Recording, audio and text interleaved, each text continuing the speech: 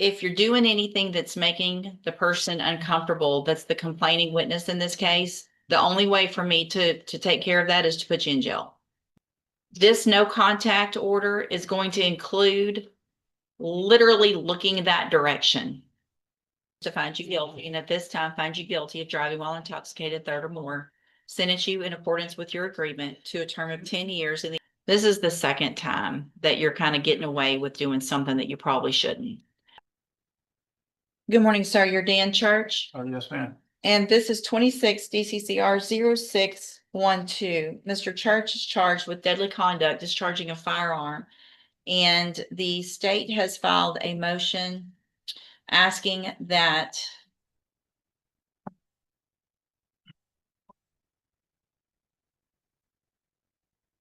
well, I'm looking at the state's motion. The motion it says aggravated assault, but the charge is deadly conduct. That just I'm sorry, Judge, that's my error. I was Okay. trying to file it rather quickly after receiving the affidavit from the complainant, and I'll fill the court in on that as to why I don't have a witness present. looks like the current bond is set at $20,000. The state has asked to raise that bond. Ms. Malfino? Excuse me, Judge, and I apologize about that error. That's Obviously, fine. the court would see the probable cause affidavit is very similar to an aggravated assault, discharging a weapon somewhat in the direction of the complainant. In this case, I have had multiple conversations with Jeremy Shelton, the complainant. He is the across the street neighbor of Mr. Church. He is a very nice young man. He was very forthright, came in and presented me or had an affidavit authored by himself with one of my investigators in lieu of coming to docket today. He, as the court can probably surmise, is of the mind that he doesn't want to aggravate the situation.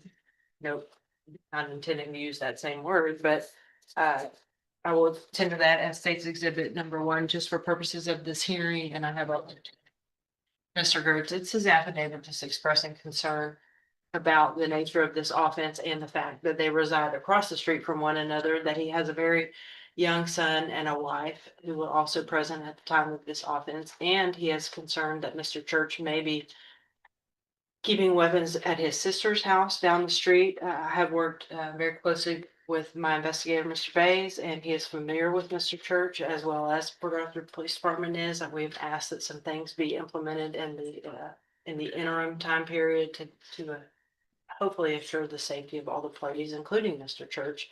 I just wanted to bring this matter to the court's attention with that motion.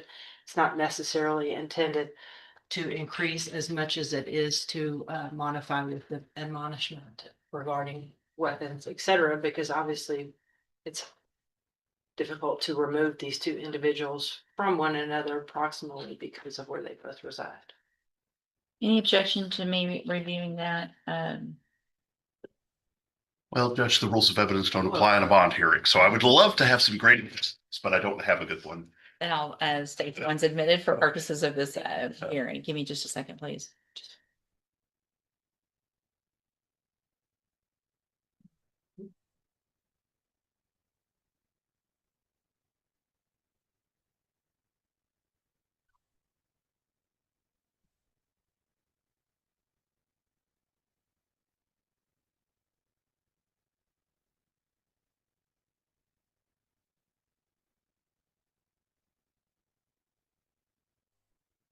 Mr. Gertz?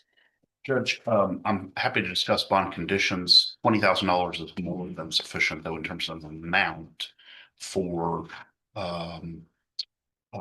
this allegation as it stands right now, or as it's indicted right now.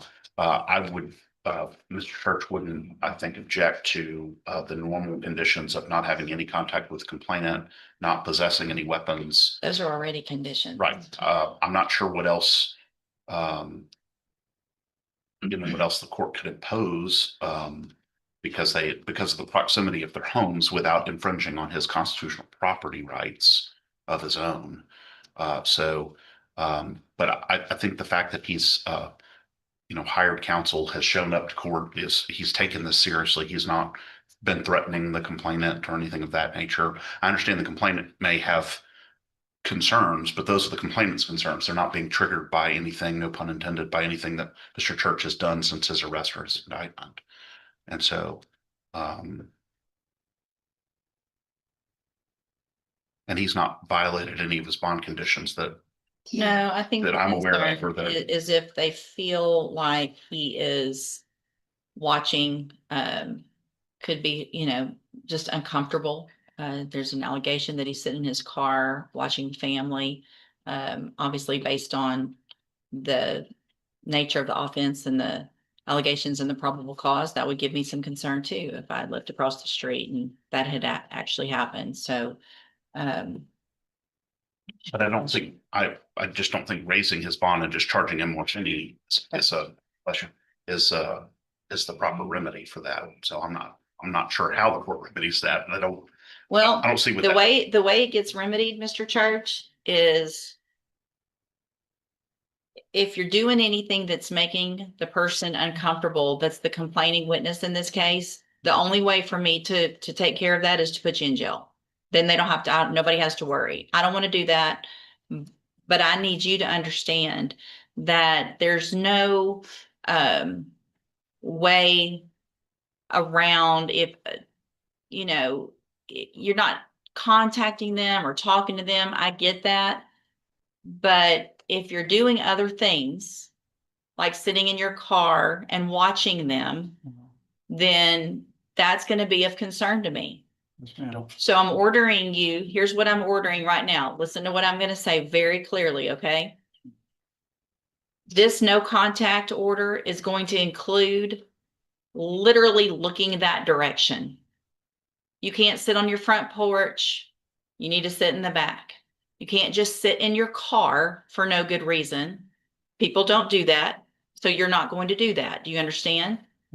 So if they feel uncomfortable, they're going to let Miss Malfino know, and you're going to end up in jail. So I understand you live across the street, but if I were you, I'd walk. If I was going out my front door, get in your car and leave if you're going somewhere. No lingering, no looking that direction, no standing there watching. Otherwise, you're going to end up in jail because I won't have any other choice. Does that make sense? Okay. So we'll reset this for an announcement. Make sure you stay in touch with Mr. Gertz, visit with him before that next court date, and we'll see if we can get an announcement, okay? You're free to go. Thank you. Oh, you're up. Good morning, sir. Are you Daniel Ward? And Mr. Ward was previously in court and cause number 25 DCCR 1375, entered a plea of guilty to driving while intoxicated, third or more. I've received that pre-sentence report. If you both had an opportunity to review that report. Yes, ma'am. Noodles. Yes, Your Honor. Any additions or corrections? The only thing I would add to it is they determined to be a moderate to severe risk. The issue that I have with that is that the bulk of his criminal conduct is 21 years ago. Right. And 24 years ago. The last DWI that he had was 13 years ago. And what I would ask Judge is simply, I don't take away from what his history shows, but being that it's been 13 years before he's had any issues with drinking whatsoever. If the court is inclined to move forward with the JCDI program and various programs, I would simply ask maybe the court consider ordering it, but holding it in abeyance. And if he has any issue, any hiccup whatsoever while he's on probation, then about that. But 13 years is a pretty good amount of time. Well, I agree with you on that. The issue that I've got really is from that substance abuse assessment, which doesn't really have anything to do with the length of time or what the history is. It's just what's going on now and what their determination was. And their determination was severe alcohol use disorder as well as severe sedative disorder. And I think to make sure that he is successful, I am inclined to order what they have requested so that we don't have any And issues. if I may, to say, I think I've always said the best indicator of future behavior is when you've done 13 years is an incredibly long time to go for anybody. So at the end of the day, Well, how long have you gone? I've gone for 61 years, Judge. Right. But at the end of the day, but for the grace of God goes I. And Same here. so anyway, whatever the court's wisdom, the only other Thank thing you. I would appreciate just that. add He does have to do 10 days as a condition. Yes, He's full-time employed. Okay. We have asked that he do it on yeah, weekends. no problem with Thank you, that. ma'am. No sooner. So, any issue with starting this weekend? It would be from Friday, you'll go in Friday at 6.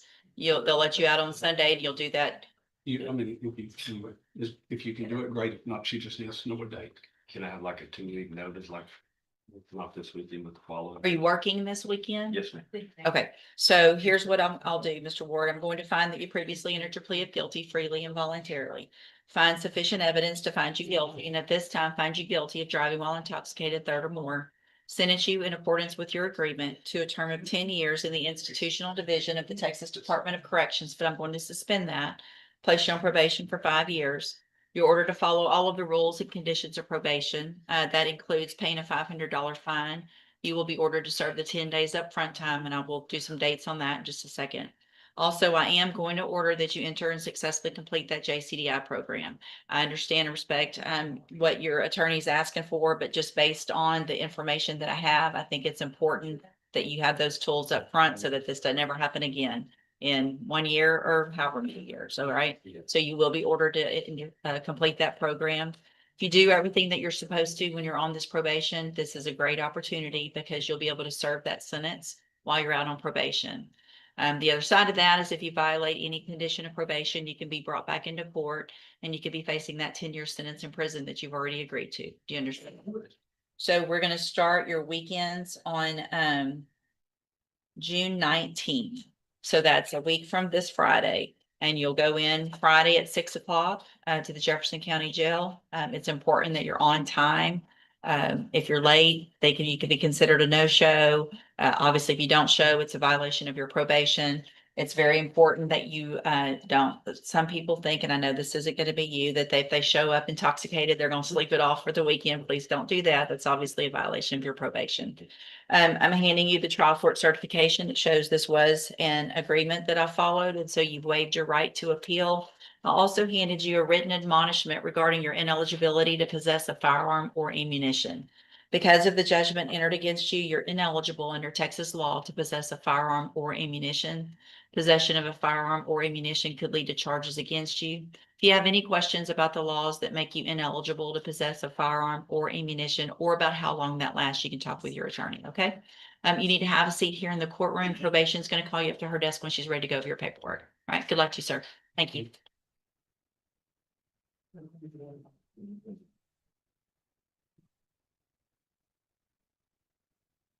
So on these new offenses, the possession of a firearm allegation, is that something that only that uncooperating witness could prove up, or is that something that law enforcement? There was a question about whose weapon it was.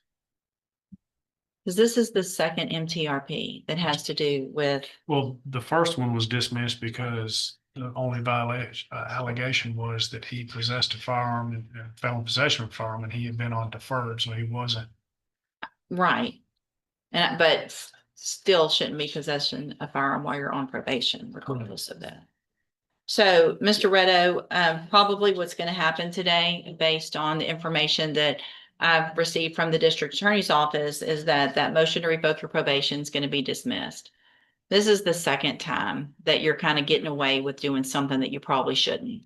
I want you to understand at this point, I'm going to order that you are on 0 tolerance on your probation, that you will be on the high medium caseload and required to do everything that you're supposed to be doing. If you are caught with a firearm, if you're around anyone with a firearm, I don't care who it belongs to, ownership, if you're around it, it is going to be a violation of your probation. I'm ordering a condition of your probation is that you are not allowed to be around or in possession of a firearm in any way, not in the same house as one, not in the same car as one, period, none. So there won't be any question if there's an issue that keeps popping up here with regard to firearms, that if you're around one, it won't matter whose it was or whose it belongs to, it's going to be a violation. And it's not going to get dismissed. You're going to end up going to prison. Do you understand? You're on a very serious probation, and I have some concerns about what's going on. but you're back on that probation. You still have the same opportunity to be successful. It's going to be up to you to quit doing whatever it is that's going on. Okay. If you have an issue with whoever it is that you're dating or married, then you need to get away from that because that's going to end up getting you in more trouble. Right? Okay. You can go back with the bailiff. From mandatory backyard-only restrictions to zero-tolerance firearm bans, the court proves it will micromanage your entire life to keep the community safe. Getting away with a violation once is luck, but doubling down will guarantee a fast track straight to a prison cell. What do you think? Did the judge handle the neighborhood shooting dispute perfectly, or was banning him from looking at a house too extreme? Drop your thoughts in the comments below, smash that like button, subscribe for more elite courtroom reality analysis, and I will see you in the next case.